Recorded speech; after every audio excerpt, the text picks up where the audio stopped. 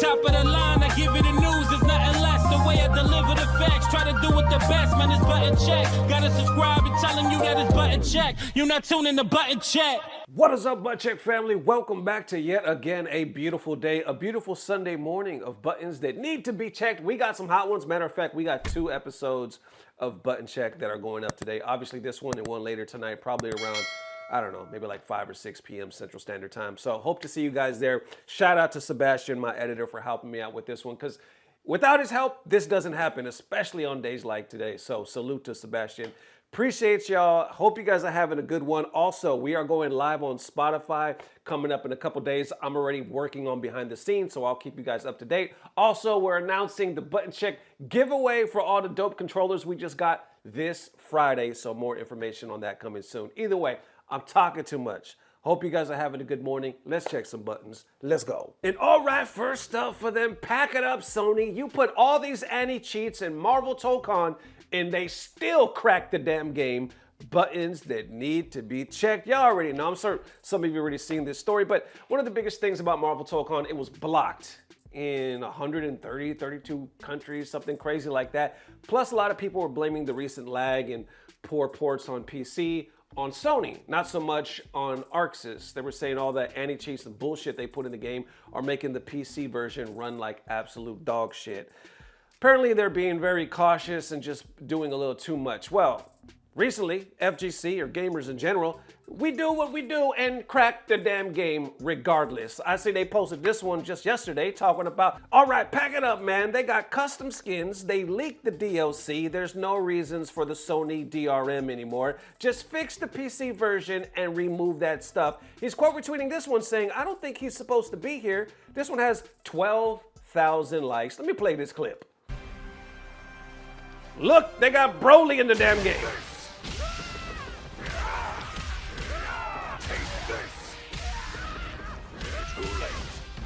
How long did this take? 6 days, 5 days for them to do this shit? No time for losers. We are the champions.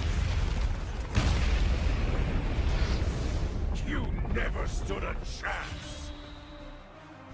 Exactly. I think that's the FGC's message to Sony, talking about you never stood a chance with all this anti-cheat bullshit. Then below that, we got that FGC reacting, talking about all that PlayStation malware, and it didn't stop anything. That has almost 1,000 likes. And they just got their Spider-Verse trailer leaked. Ain't no security. And then tagging Arxis and Marvel Tokon. Yeah, it's time to let that PSN DRM go. It stopped no mods and no leaks. And then wrapping it up right here, this proves again that security is made to be broken. But we go deeper. Others posting, Sony's blowing up our computers with all the anti-cheat and modding on a Tokon PC just for everybody to figure it out within 1 week. Laugh my ass off posting this. Check out this clip.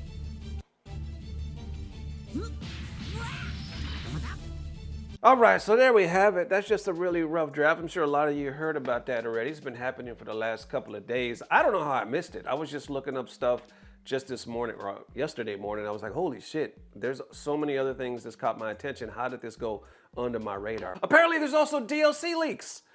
I missed this too. This was posted a couple of days ago. When was this posted, man? This was posted on the damn 12th. 3 days ago by the time I'm recording this. Talk about Marvel Tokon, possible prototype for future characters mentioned in the files. I believe there were some data miners. Man, who is it? Event Hubs. I saw they did an article. I think even Roofamonger released a video on it. Doctor Strange, Wasp, Gambit, The Thing, Daredevil.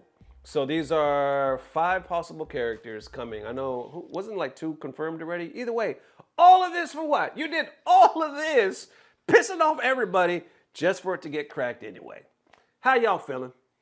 Let me know. And all right, next up for Arslan Ash, talking about next year, I'm not gonna care about EVO anymore. Buttons that need to be checked. This is super interesting. He just did an interview the other day. Link down below if you want to catch the whole thing. But I thought it was super interesting. Arslan does have a tendency to get super honest. And if you remember, when it was announced that they were gonna blow up EVO and it was gonna be an EVO on every corner, we're gonna have like 9 of them, apparently by next year, 8 or 9.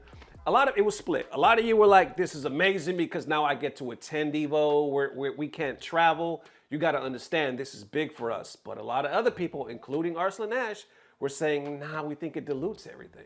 It's not going to be special or anything. It's going to take away a lot of the prestige. So it looks like he's doubling, tripling, quadrupling down because he just did an interview a couple of days ago, and now he's talking to the point where he's like, I'm not even going to really sweat EVO anything anymore.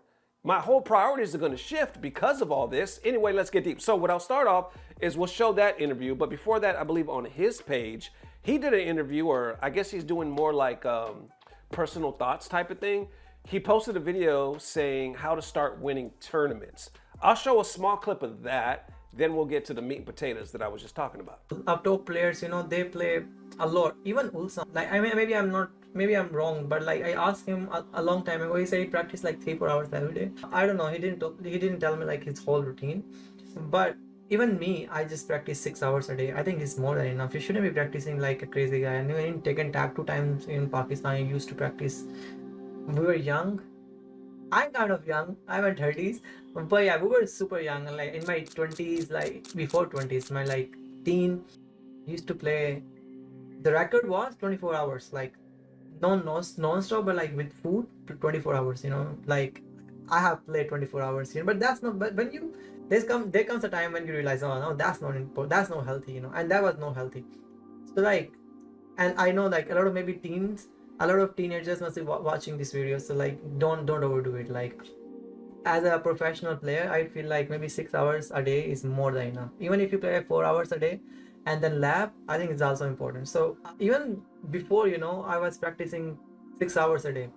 If you want to learn some specific matchup, or if you're like really bad at some matchup, I think yeah, maybe then I would say, okay, you can spend more time learning or like getting your reactions better versus that character moves. I think the only way you can get comfortable versus a specific matchup is to playing versus that character a lot. I think that's like maybe the only way. If you don't know the matchup, you have to play versus that character so much, and you have to experiment different styles. You have to experiment different characters if you can play different characters. All right, so let's stop it right there. That one is, I believe, on Arslan's page. He has 2 different pages. Or YouTube channels, I should say. I'll put the link down below. Now, he did another one. He did another one with the interview. Oh, and by the way, on that one, he also said, like, the record, obviously, was 24 hours that this man was practicing, but he recommends 6. He was like, don't overdo it. That is not healthy, even if you're young. I understand, you know, when you're young, you do whatever, but it's healthy to keep it around 6 hours. Unless you got something crazy coming up, you're bad at a matchup. He also talked about, like, there were certain matchups and people he was getting ready to play. He said, I don't train for him the day of, somebody come in my hotel room so I could play. I actually train for certain people 2 weeks in advance so I could just know the matchup. So he's showing dedication. And there's a lot. He also goes into talk about he didn't really learn and level up until he started traveling and learning different cultures. So it's a good watch. Now, going deeper, this is where he starts talking about EVO. There's somebody by the name of Sikify, I'm probably butchering it, but link down below, check it out. He was on their stream getting super deep. This is where he talks about EVO. Check it out. Yeah, I have some visa issues, and I want to help my family get visa for Japan and stuff like that, some personal things. So yeah, I'm here for a month. Bro, exactly, you know. 9x EVO champion, bro. I think starting from next year, I don't care about EVO, trust me. And you shouldn't be like caring about, like, there will be like EVO champion every month. I don't think, you know, EVO is that worth. I don't know, bro. It's like every month there's a new EVO champion. It's just too much. I think twice a EVO twice a year, I think is fine. But every month one EVO, I think it's just too much. I think हाँ EWC और है Taken World Tour Finals, these 2 events. I think अगर ये जिनके पास हैं, I think उनकी worth है. Oh, like, or maybe शायद history में मैं Justin Wong or Sony Fox, maybe 3 of us हम रहेंगे, मतलब, और मैं भी जस्टिंग वॉन्ग जब साल में एक ही वो होता था, तब वो उसने 9 ईवो किए थे, और अब जब साल के अंदर 2 थे तब मैंने किए थे 8 ईवोस. Now, if you guys are wondering what he's saying right here, so am I. I don't know what the hell he's talking about. I imagine this EVO. I heard of Sonic Fox. I heard of Justin Wong. He could be talking about fucking pastrami sandwiches for all I know. Anyway, let's keep going. Hang with me now. Hang with me. और सब साल में हर साल में 10 EVOs हैं तो I don't know.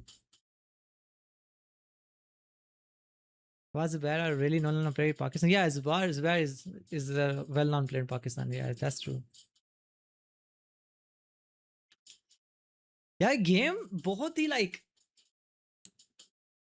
I don't know. I think you have to invest a lot of time to actually get better in this game.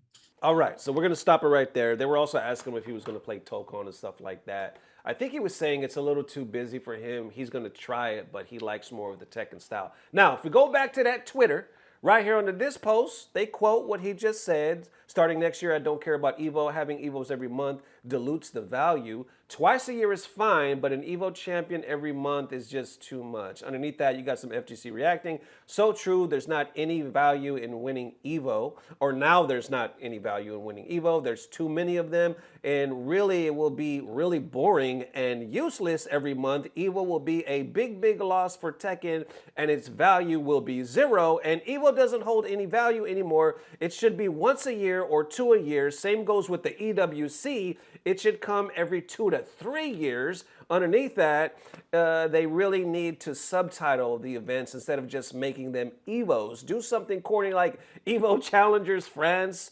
something by EVO or whatever. Laugh my ass off.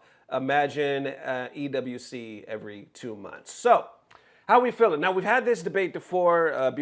I know me and Dirty Low kind of weighed on the side initially of, yes, it dilutes everything. It does take away the prestige. They should name it something else. Yeah, if you're going to do like an EVO, like they said, name it something else. A Challenger series, a build-up to the main EVO. But now, obviously, that EWC is in charge. I think Sajam even said the same thing, that they're trying to make EWC the main thing. So now EVO is not the World Series or the Super Bowl like it was. And don't get me wrong, I know the argument. Some people are saying it's like soccer or tennis, so it still does have prestige. I get there's another argument out there. What I'm saying is a lot of people like Arslan are looking at it like, man, it used to be this thing where everybody was traveling from around the world and coming to this one thing. And if you won, holy shit, you were king dingling. This was it. Granted, they also have Cap Cup and all this other stuff. Well, not at the time, maybe just Cap Cup, because EWC didn't exist. What I'm trying to say is, long story longer, all of the prestige. It had everything. If you were EVO champion, holy shit, dream come true. Your stock just went through the roof, especially in the bigger games. But now, you're talking about having an EVO champion damn near every month.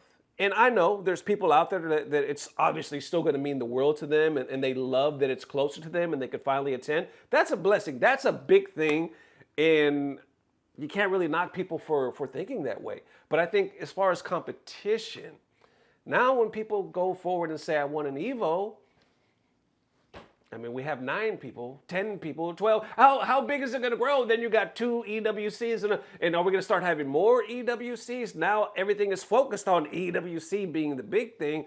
We don't know. We don't even know how long they're going to be able to maintain something like this, or if the bubble's going to pop. All we know is this right here. So we have like Arslan. Has anybody won more EVOs than Arslan? I don't think so. Doesn't he have like 8 now? Some crazy ass number. Mena has what, 4 or 5. Sonic Fox has a lot too. I don't know, but you got a lot of these pros speaking out, feeling some type of way, like it doesn't hit the same. This is the reality right now. Arslan seems like he's opened up, and he's still feeling the same way he was when they first announced it like a year or 2 ago. How y'all feeling? Let me know. There it is one more time, Butt Check family. Appreciate the massive love. Thank you guys for tuning in on this beautiful Sunday morning. I will hopefully see you tonight with some CEO action, because we had some hype stuff just on yesterday. So thank you guys for tuning in. Appreciate the massive love. So much more to come. Hopefully I see you tonight and tomorrow morning. And as always, I don't know what it is, but I know somehow, some way, it's about to get better. Love y'all, family. Peace. Blah, blah, blah. All right. Sebastian, I don't have an end clip. I don't, bro. Usually, Sebastian, I would have my editor put something right here in the episode of like something funny or a clip from from a funny thing that happened, but now I don't have anything, so I'm just gonna unplug my lights. This is what happens to button check as soon as the camera goes off, everybody. I unplug lights, because I don't want to burn electricity, right? So I make it really dark in here. Watch this with one button. Check this out, one button. Here we go, bam! Turned off this whole side. Now watch this. I got buttons behind the camera over here. Check this out, y'all.